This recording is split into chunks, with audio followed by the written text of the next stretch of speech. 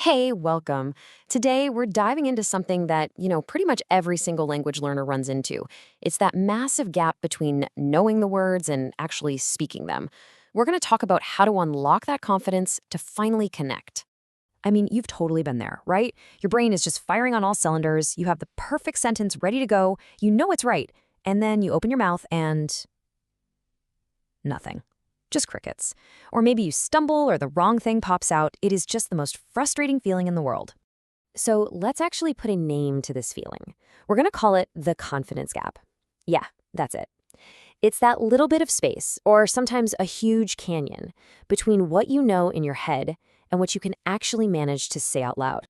Think about it like this. You've got your brain over here, which has done all the heavy lifting, right? It's learned the vocabulary, it's figured out the grammar, it knows exactly what to do. But then you've got your mouth, which suddenly feels like it's on a totally different team. It just freezes.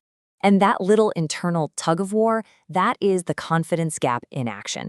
Now, here's the most important thing to get straight.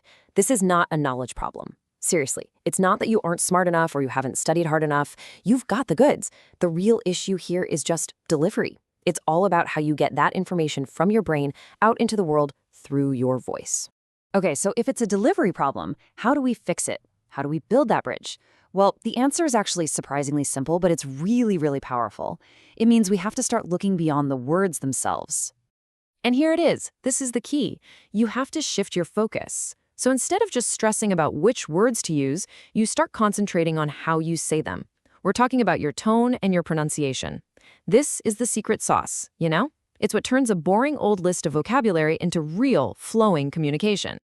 Here's a great way to think about it. Think of it like a song. The words you learn, those are the lyrics. They carry the basic meaning, the facts. But the tone and the pronunciation, that's the music. That's the rhythm, the melody, the feeling that makes people actually understand and connect with what you're saying. And let's be real for a second. Nobody wants to listen to lyrics just spoken flat like a robot, right? It's the music, that flow, that intonation, getting the sounds right, that's what pulls people in. It's what makes what you're saying not just technically correct, but actually clear, engaging, and just plain easy to listen to. Okay, so knowing you need to focus on the music is a huge step. But how do you get good at it? How do you learn to play? Well, you probably guessed it. The answer is practice. But it's got to be the right kind of practice. We can actually break this down into 3 simple steps. First, you got to learn the what, the words, the lyrics. Then you focus on the how, the tones, the pronunciation, the music. But step 3 is where the magic really happens. That's when you practice putting it all together. And that's the why. Because this step is what turns all that knowledge into genuine, rock-solid confidence. So, let's really think about what practice means here. It is not just boring, endless repetition. It's an active process. It's where you take all those abstract ideas and rules floating around in your head, and you physically turn them into a natural skill. A great way to do this is something called shadowing. You just find a little audio clip of a native speaker and you try to copy them exactly. Not just the words, but their rhythm, their melody. You're copying the music. That is how you turn theory into something you can actually do. And you have to remember, speaking is physical. It's not just happening in your brain. Your tongue, your lips, your jaw, they all have to learn brand new moves.